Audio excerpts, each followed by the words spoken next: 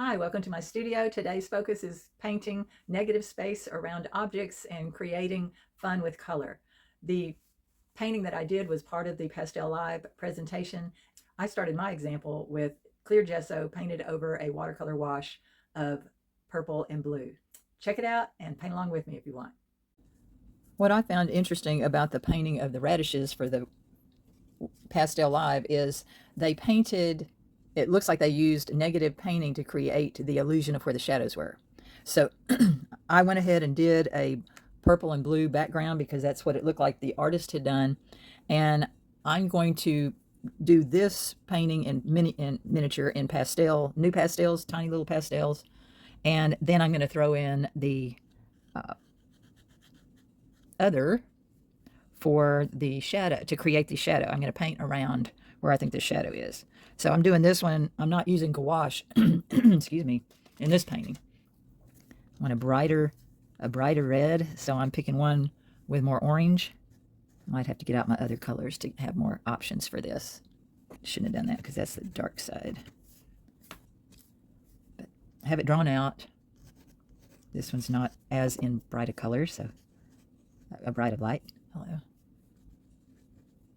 I'm bearing down pretty hard because these are hard pastels, and I'm working on watercolor paper that I sealed with clear gesso after I painted the watercolor. So the tail of this radish is kind of up in the air, so I'm not going to do it yet. I need a darker, I really need a dark burgundy. This might do it. Yeah. I think it'll be all right. Gee, oh, I hurt my stomach. Growl. She used a lot of bright colors in this painting, which I don't have out. I'm going to add more purple into the shadows because she has it in the background.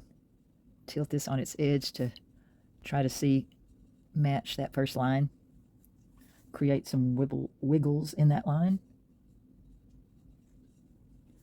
And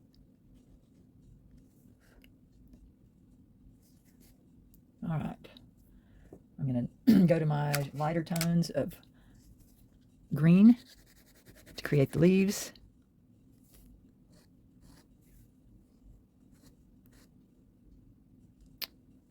Man, this is kind of challenging to put in the color where the leaves are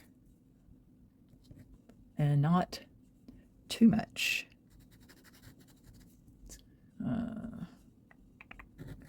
Sorry. I want some of this undertone to show through. I think it's cool. Okay, and then she has some brighter green here, little bits here, here, here. I like how, I know you can't see what I'm looking at because I'm looking at her original painting, and I'll post my painting next to it so you'll see what it'll eventually look like. But her original painting, I don't have the rights to show you, I don't think, even if I tagged her. So, ooh, I need a dark green. I don't have a dark green, so I'm going to get a dark blue green and just lay that in. And I'll come back with some of the other and blur that together. Use what I can.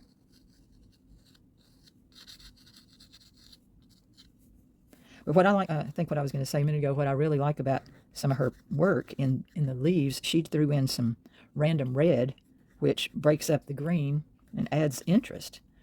And she created the shadows by painting the negative space, which I thought, man, that is really clever. I like that idea. So this is just a very, very dark blue. I'll just get this green and lightly go over it. Get this other one just a little darker. Layer in my greens so it becomes a little more solid, but it's darker because I didn't have a dark green out, and I was trying only to use the pastels that were in this box. I'm trying to learn to limit myself to what I have on hand and not carry everything with me. And I know I'm at my house right now, but I'm trying to learn to get away with less. Less is more.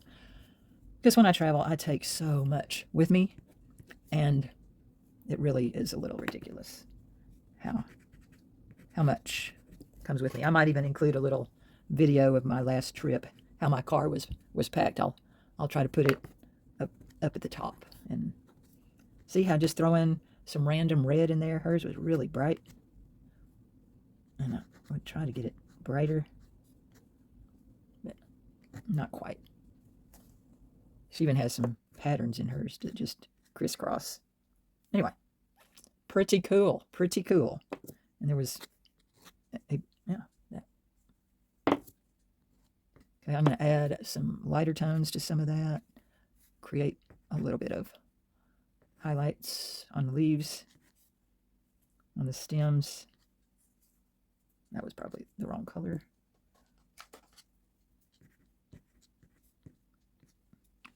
Whew. Shouldn't blow your pastels. I am the only one in the room, but that's a bad habit. And I want, do I use white or a pale blue for my highlights? Oh, that's not bright enough.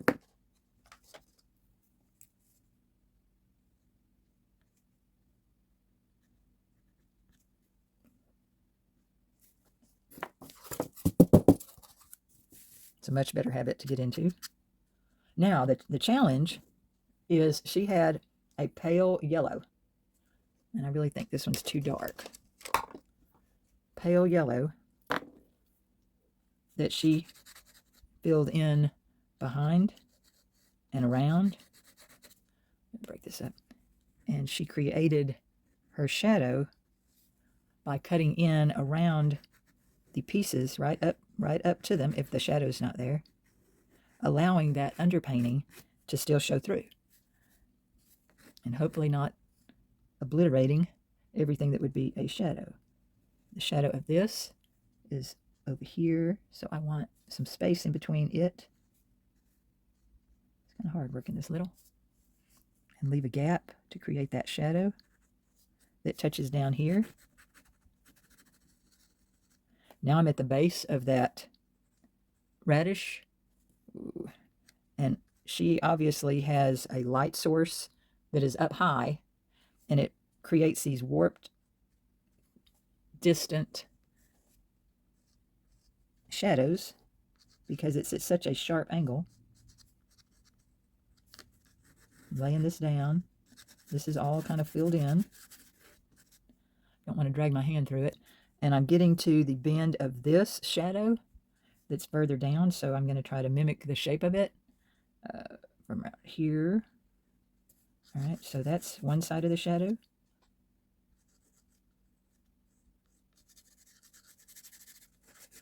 Again, light touch. Shifting to my left hand. I'm not left-handed, but I want to see what I'm doing. I want to draw, leaving that open. And paying attention to when this next one appears. Okay. If you look here, this one overlaps this one, so there's not going to be space in between. I'll make that a little sharper. Yeah, so it looks more rounded. Okay, then I'm going to create a wig. This one is really bent up, and you can't see it yet, so I want to try to do what she did. Make an interesting tail shadow. Okay. And it becomes round. Y'all should appreciate this left-handedness. Oh, my stomach's growling. I have to go get some breakfast.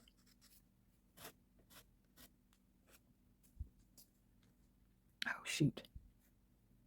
No, I didn't cover it up. I just don't have it dark. Okay. I need to have it skinny enough. I've got to make it contrast enough to the background. So some of this I'm going to color in a little bit more.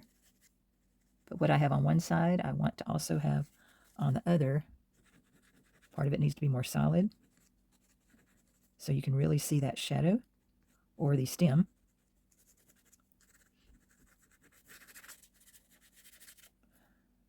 This is kind of fun.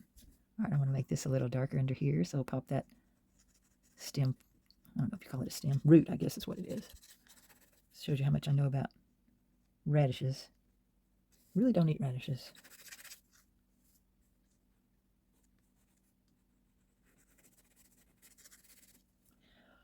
Okay, I can come up here. I'm laying my pastel flat. I'm going to wiggle back and forth, get a nice hard edge. And then come up here. Blur that out. Cutting in again on this side. Pressing down really hard when I get close to the leaves. And then there'll be a shadow cast here.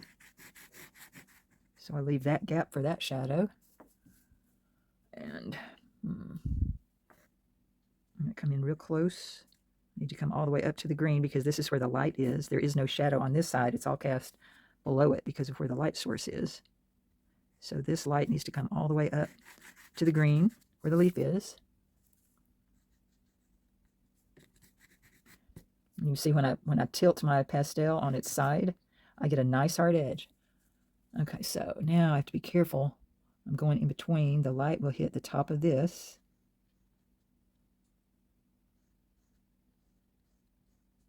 And the top of that. There's a little bit of light in between here. In between here and there. There's a bigger section of light. But then the shadows, I need the purple in the background brighter to be similar to what her shows, her work. So sorry. I thought I was recording and I wasn't. So what I've done, I'm not sure when it stopped or what I missed, but I've taken a pale yellow and gone around where the light is, cut into the top edge of this because the light source hits the top up here. So there should be no shadow at the top of any of these. Okay. And then they cast a shadow below them. Now this one's off because if the light's up here, this shadow's a little too fat for that little radish. So I'm going to have to do it a little skinnier too. Because I'm directing, if that's the light source, then that's going to be more like that and that. And this is going to be up higher than what I had it.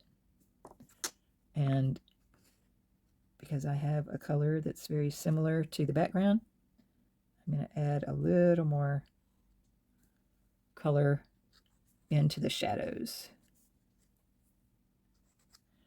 And then I have to draw this stem because you can't see it.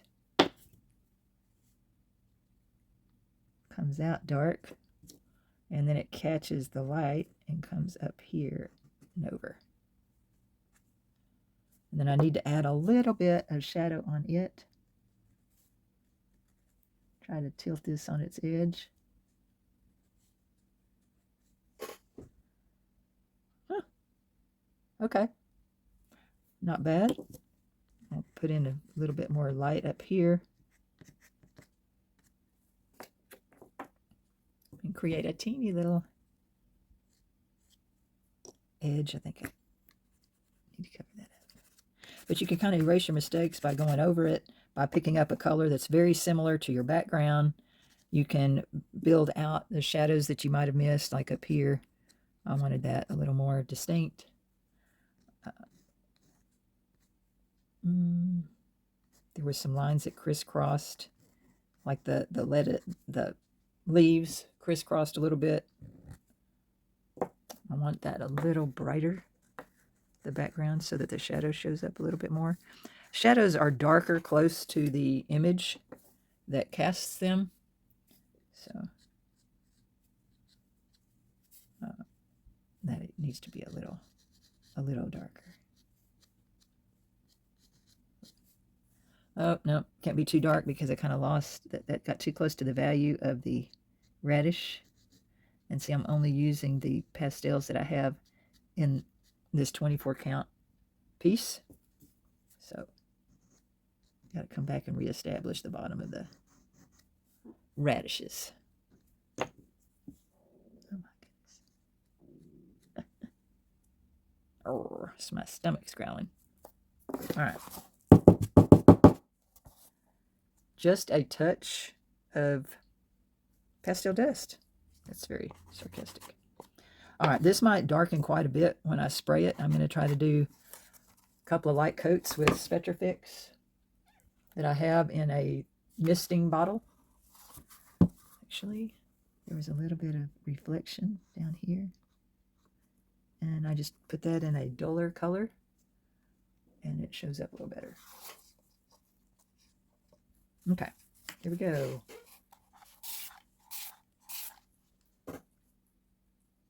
Okay, that's a light touch.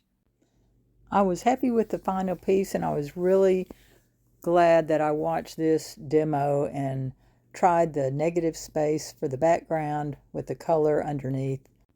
I'm going to try that technique again in the future, and I hope you do too. Have a blessed day, and see you soon.